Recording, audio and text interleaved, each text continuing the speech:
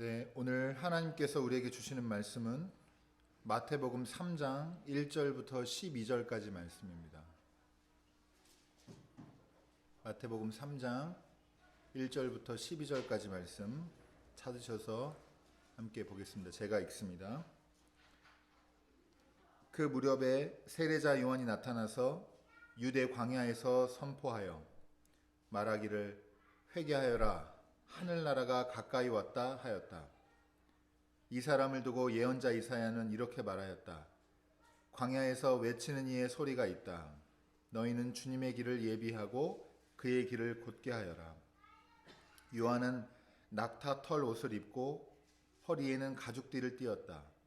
그의 식물은 메뚜기와 들꿀이었다. 그때 예루살렘과 온 유대와 요단강 부근 사람들이 다 요한에게로 나아가서 자기들의 죄를 자백하며 요단강에서 그에게 세례를 받았다. 요한은 많은 바리새파 사람과 사두개파 사람들이 세례를 받으러 오는 것을 보고 그들에게 말하였다. 독사의 자식들아, 누가 너희에게 닥쳐올 징벌을 피하라고 일러주더냐. 회개에 알맞은 열매를 맺어라. 그리고 너희는 속으로 주제넘게 아브라함이 우리 조상이다 하고 말할 생각을 하지 말아라. 내가 너희에게 말한다. 하나님께서는 이 돌들로도 아브라함의 자손을 만드실 수 있다.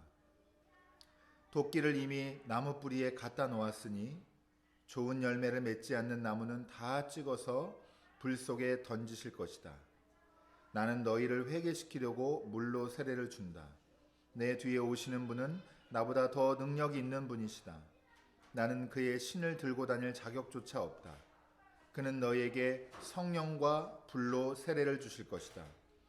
그는 손에 키를 들고 있으니 타작마당을 깨끗이 하여 알곡은 곳간에 모아들이고 쭉정이는 꺼지지 않는 불에 태우실 것이다. 이는 하나님의 말씀입니다. 하나님 감사합니다. 네, 우리 함께 인사하고 시작하도록 하겠습니다. 우리 눈인사 좀 돌아보시면서 하고요. 우리에게는 기쁨이 있습니다. 인사하겠습니다. 네, 대림절 두 번째 초를 밝혔습니다. 주님의 다시 오심을 주님이 먼저 아기 예수로 이 땅에 오신 것을 기억하고 또 다시 오실 주님을 기다리는 기다림의 계절입니다. 여러분 마음 가운데 기다림으로 희망에 가득 차시고 또 소망을 갖는 우리 교회가 희망의 공동체가 되기를 주님의 이름으로 축원합니다.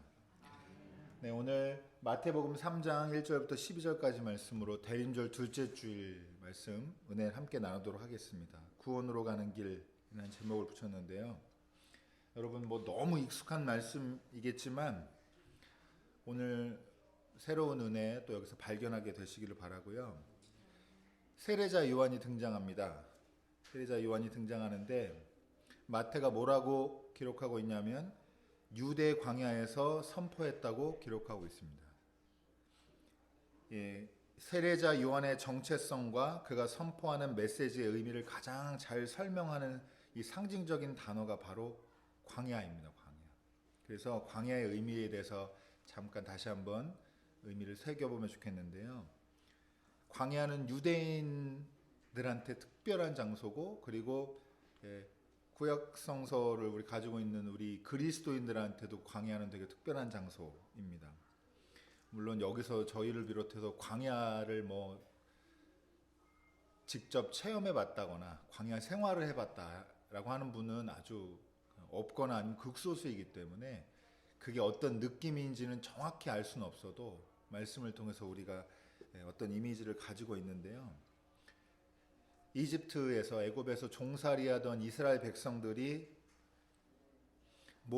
하나님이 모세를 보내셔서 그 이집트를 빠져나오게 되면서 이집트 밖으로 나온 첫 발을 내딘 곳이 바로 광야입니다.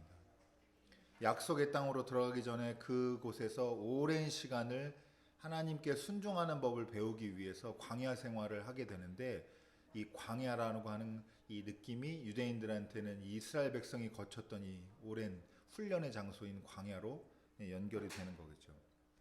그러니까 광야는 하나님께서 이스라엘 백성을 해방시키면서 처음 막닥뜨리게 하고 또 오랜 기간 동안 하나님께 인도함 받으면서 약속의 땅으로 들어가기 직전에 간 그런 과정들. 그러니까 의미가 중의적이에요. 하나는 해방받고 종살이하던 삶에서 벗어나와서 도달한 곳이고, 반대로는 아직 미처 도착하지 못하고 이런 광야 생활이 쉽진 않을 거 아니에요. 실제로 어려워했고, 그래서 어려움을 겪었던 약속의 땅 직전의 어려운 과정이기도 합니다. 이런 두 가지 의미가 있는데, 그러니까 모세가 이스라엘 백성을 광야로 인도했을 때 실제로 어떤 사람들은 그 해방의 기쁨을 누리고 또 약속의 땅에 대한 소망을 품고 그곳을 살았겠지만, 어떤 사람들은 원망하고, 그래서 성경에도 여러 번 나오잖아요. 우리를 다 죽이려고 일로 데리고 왔냐 그래가지고 하나님이 몇 번 다 쓸어버릴까 그렇게 고민하실 정도로. 그래서 모세가 중간에서 하면 애매했을 텐데요. 아무튼 이게 어떤 사람들한테는 내가 종이 아니야, 이제 종이 아니야 라고 느끼는 처지이고 공간이기도 하고, 어떤 사람한테는 차라리 종이 낫지, 이렇게 두 가지 마음이 뒤섞여 있는 곳이 광야라고 하는 곳이고, 실제로 제일 안타까운 부분은 믿음을 다 상실해버리고 하나님 나라에 대한 소망을 잃어버린 이 1세대가 광야에서 다 약속의 땅으로 들어가지 못하고 소멸하게 됩니다. 그거를 다른 말로 하면 심판받게 되는 거죠. 그래서 광야에는 제가 일부러 계속 반복해서 만들고 있는데, 해방과 심판의 이미지가 동시에 있는 그런 독특한 장소가 광야라고 할 수가 있겠습니다. 그래서 여러분, 그리스도인들도 이 광야라는 이 공간, 또 시간, 이거를 의미 있게 생각해 보시면 좋을 것 같아요. 한편으로는 우리가 지금 겪고 있는 이 시기가 광야의 시간일 수 있겠는데, 예수님 만나기 전보다 별로 나은 게 없구나라고 생각하시는 분들은 한편으로 믿음을 다시 되새기셔서, 그래도 내가 사망의 죽음의 권세에 종살이하던 그때보다는 지금은 아예 질적으로 다른 시간이다, 이렇게 믿음을 가지시면 좋겠고, 너무 힘들다, 이렇게까지 살아야 되나? 라고 하는 분들은 여기가 종착지가 아니고 여기서 순종하는 법을 배워서 하나님께 나아가는, 약속의 땅으로 들어가는 과정에 있다는, 여정에 있다는 여러분 소망을 가지시면 좋을 것 같습니다. 근데 이 광야라는 장소에서 세례자 요한이 선포하는 세례자 요한의 모습과 그 메시지가 있는데요. 우선은 모습을 보면 요한은 낙타 털옷을 입고 허리에는 가죽띠를 띄었다라고 기록되어 있고, 또 그가 먹는 거, 식량은 어떻게 되냐면 식물은 메뚜기와 들꿀이었다라고 기록되어 있습니다.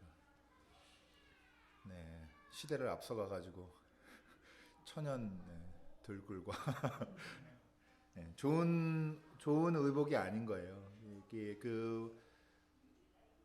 사막에서 유목 생활하는 이 베두인들이랑 같은 복장이고, 그게 좋은 옷이겠어요. 부드럽지도 않고 화려하지도 않고, 그리고 식물도 메뚜기 얼마나 먹어야 배가 부를까요? 저 같은 사람은 죄송합니다. 그래가지고 꿀도 좋다지만 그거에 아무튼, 그러니까 한마디로 이렇게 이해하시면 되는데, 이스라엘의 당시에, 예수님 당시에 주류 지도층의 모습이 아니고 그런 생활이 아닌 정반대에 있는 삶이었다, 이렇게 이해하시면 됩니다. 그 사람의 모습은, 우리는 근데 반대로 생각하면 겉모습으로 사람 많이 판단하는데, 진짜 중요한 메시지를 가진 이 세례자 요한은 주류 사람들의 인식에서 비껴난 정반대에 있는 그런 모습으로 나타나서 중요한 메시지를 전하고 있는데, 그 메시지에 전하는 그의 모습에 아주 권위가 있었다라고 하는 걸 우리가 기억해 봐야 되고, 그 메시지의 내용이 회개하여라, 하늘나라가 가까이 왔다, 이렇게 기록되어 있습니다.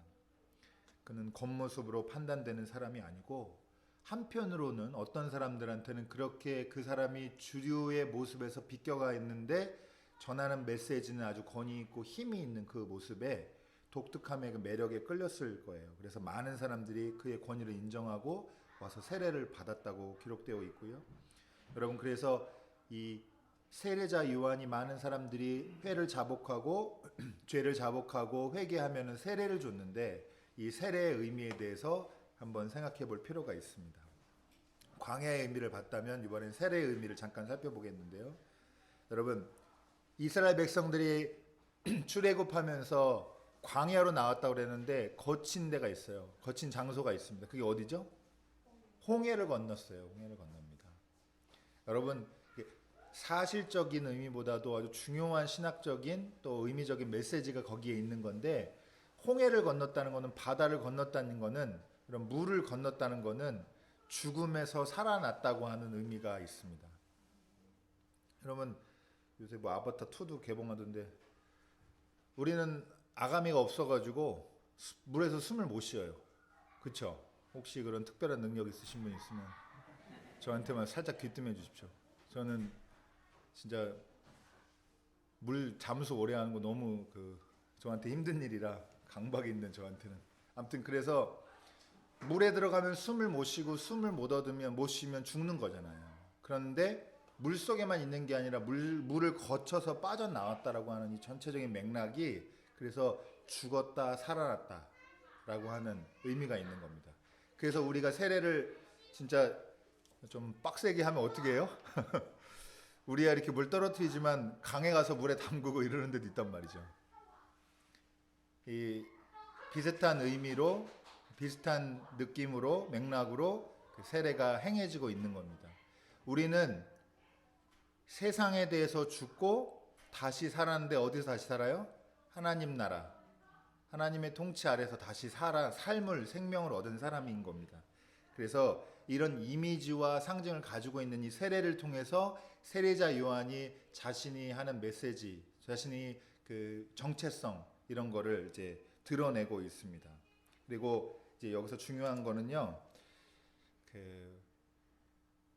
세례자 요한이 어떤 사람인지 이제 광야와 세례의 의미에서 살펴봤다고 하면, 한마디로 정의하면 세례자 요한이 어떤 사람이냐라고 하면요, 제가 두 가지를 말씀드리고 싶은데, 하나는 구약의 끝사람이에요. 그냥 이렇게 이해하시면 좋습니다. 지금 세례자 요한이 행동도 독특하고 또 모습도 되게 독특하고 하지만, 결국 하는 일은 제사장들이나 이 성전 체제에서 그 주류 종교 지도자들이 하는 거랑 특별히 다르지 않아요. 깨끗하게 해주는 거예요. 정화하고, 새로 시작할 수 있도록 이렇게 해주는 거, 하나님의 그 대리로서 이렇게 해주는 건데, 하는 일이 똑같단 말이에요. 그러나 다른 면이 있죠. 그래서 먼저 기억할 거는 세례자 요한이 구약의 옛 시대의 끝사람이다라고 하는 거고, 단지 끝이 아니라 이 경첩처럼 새 시대의 시작이기도 합니다. 두 번째 의미가, 그래서 제가 제일 저한테는 와닿는 의미가 이건데요. 여러분, 어떤 사람들인지 자기가 새롭게 길을 개척하시는 분들이 있어요. 어떤 분야든지. 그게 음식이 됐든지, 아니면 뭐 예술이 됐든지, 학문이 됐든지, 아니면 어떤 기술이 됐든지, 가업이 됐든지, 여러 가지로. 근데 여러분, 시작하면서 이렇게 생각해 보세요. 내가 지금까지 해온 것보다 더 탁월하게 이 일을 해나가고, 누가 다른 일 했던 사람들보다 내가 지금 이 일을 새롭게 시작하면서 더 탁월하게 하고 있는데, 이 사람은 어떤 생각 가지고 있냐면, 내가 이 일의 완성이 아니고 과정일 뿐이다 라고 생각하고 있다면, 이 사람은 어떤 사람이냐면 굉장히 겸손한 사람일 거예요. 자기가 새로운 분야를 개척해서 새 시대를 열었는데, 자기가 끝이 아니고 과정일 뿐이다. 나보다 더 이 일을 완성도 있게 해나갈 사람이 이 다음 세대, 이 시대에 또 나올 거다라고 생각하면, 이 사람은 겸손한 사람이에요. 저한테는 그래서 제일 와닿는 세례 요한의 이 모습이 뭐냐면, 세례 요한의 겸손함입니다. 그가 겉으로 보기에는, 우리가 성서 읽을 때 보면은 굉장히 말투도 세고 막 지도층 세력이랑도 각을 세우고 막 대립하고 이런 모습 보면서, 요새 말로 기센 사람, 더 좋은 표현이 있는데 예배 때 하긴 좀 그렇고요. 더 정확한 표현인데 어쨌든 기가 센 사람인데 겉으로 드러나는 건 그렇게 기가 셀지 모르겠지만 이 속의 마음은 굉장히 겸손하고 그리고 자기의 역할을 정확하게 이해하고 있는 되게 멋있는 사람으로 저는 기억하고 있습니다. 교회 같은 데도 개척하고 나서 사람 많아지고 하면 목사님들이 처음에는 안 그랬는데 나중 되면 독재자처럼 되잖아요. 저희끼리만 하는 얘기예요. 유튜브에서 나중에 이제 삭제할 겁니다. 편집해서. 그런 데가 있다잖아요. 이야기에 따르면. 어떤 회사도 그래요. 창업자가 처음에는 안 그랬단 말이죠. 근데 자리 잡고 자기 떠받드는 사람 막 이렇게 좋아하는 사람들 막 생기고 나면요. 그 다음부터는 민주적으로 운영도 안 하고 막 함부로 자기의 권력을 남용하는 사람들도 많이 있습니다. 그런데 세례 요한은 끝까지 온 유대와 이런 각지에서 사람들이 몰려들어서 그 앞에서 무릎 꿇고 세례를 받았는데 그렇다고 해서 세례 요한이 우쭐해지지 않았고 끝까지 다음에 오실 분, 그분을 위한 나는 준비 작업을 하는 거다. 그분이 오는 건 나랑 차원이 다른, 질적으로 다른 문제다. 이렇게 얘기를 하고 있는 겁니다. 그래서 여러분, 이 세례자 요한을 통해서 정말로 예수님도 세례 받으시고 본격적으로 하나님 나라의 운동을 펼쳐나가시는 그 발판을 세례자 요한의 만남을 통해서 예수님이 이제 일어나게 이렇게 이루게 되십니다. 여러분, 구원으로 가는 길은 광야와 같습니다. 예수님 믿으면 다 잘 될 줄 알았는데, 예수님 믿으면 뭐 기도하면 다 응답받을 줄 알았는데, 광야는 그런 데가 아니에요. 광야는 그런 데가 아니고, 여러분, 두 가지의 의미가 복잡하게 미묘하게 섞여 있는 곳입니다. 그러나 분명한 것은 종은 아니에요. 광야를 거치고 있는 이 그리스도인이 된 우리들의 신분은 종이 아니라 자유인입니다. 하나님의 자녀이고, 여러분, 우리의 오늘의 삶이 좀 어렵고 힘들더라도 거기에 삶을 압도당하지 마시고 이 광야의 삶에서 뭘 배우셔야 되냐면, 이스라엘 백성이 일부는 실패하고 일부는 성공했는데 하나님께 순종하는 법을 배우시기 바랍니다. 어려움 겪을 때 하나님께 순종하는 법을 배우시는 여러분 됐으면 좋겠고요. 두 번째로, 여러분, 우리는 죽고 다시 살아가는 두 번째 삶을 선물로 얻은 사람들이라는 걸 여러분 기억하시기 바랍니다. 그래서 어려울 때 자꾸 안 좋은 생각이 막 마음을 가두고 그럴 때 이렇게 한번 외쳐보세요. 마음속으로. 아, 나 하나님 만난 사람이다. 이렇게 말씀하시고 다른 모든 내 마음을 잠식해오는 여러 가지 우울한 마음들 단호하게 잘라내시는 여러분 되셨으면 좋겠습니다. 그리고 마지막으로 여러분, 오늘 우리 함께 기다림 앞에서 회개하시기를 바랍니다. 여러분, 회개는요, 근데 후회가 아니에요. 그런 짓 하지 말걸. 이불킥하는 게 회개가 아닙니다. 이불킥하는 게 회개가 아니고요. 여러분, 오늘 세세하게 다루진 않았지만 세례자 요한이 독사의 자식들아라고 또 막 굉장히 세게 얘기하고 회개에 합당한 열매를 맺으라고 그랬는데, 다시 삶을 고쳐서 새롭게 사는 게 그게 회개입니다. 그래서 마음속으로 후회하고 잘못했다라고 생각하는 게 끝이 아니고 그건 시작인 거고요. 결국에는 우리가 삶을 바꿔야 되는 줄로 여러분 믿으시기 바랍니다. 이런 말씀을 통해서 여러분, 세례자 요한이 어떤 사람이고 또 어떤 일을 했고 그 이후에 오시는 분은 이것과는 차원이 다른 정도의 이 구원의 길을 완성하시는 분이라는 여러분 믿음 가지시기 바라고, 여러분 조금이라도 이 어려운 이 삶의 빡빡한 이 삶의 환경을 한번 힘으로 밀어내는, 우리 믿음의 힘으로 밀어내는 그런 계기가 이 말씀의 은혜 통해서 함께 전달이 되면 좋을 것 같습니다. 주님이 오시면 성령과 불로 세례를 주실 것입니다. 그가 구원의 심판의 키를 들고서 모든 일을 마치실 것입니다. 대림절은 바로 이 주님을 기다리는 계절입니다. 여러분, 옛삶, 구습에 얽매이지 마시고 이스라엘 백성이 광야에서 약속의 땅으로 들어가기 위해 믿음이 필요했던 것처럼 오늘 세례자 요한이 회개하고 회개에 합당한 열매를 맺으라고 선포하는 것처럼 여러분, 우리는 오늘 주님의 오심을 신뢰하고 준비하는 삶을 시작해야 합니다.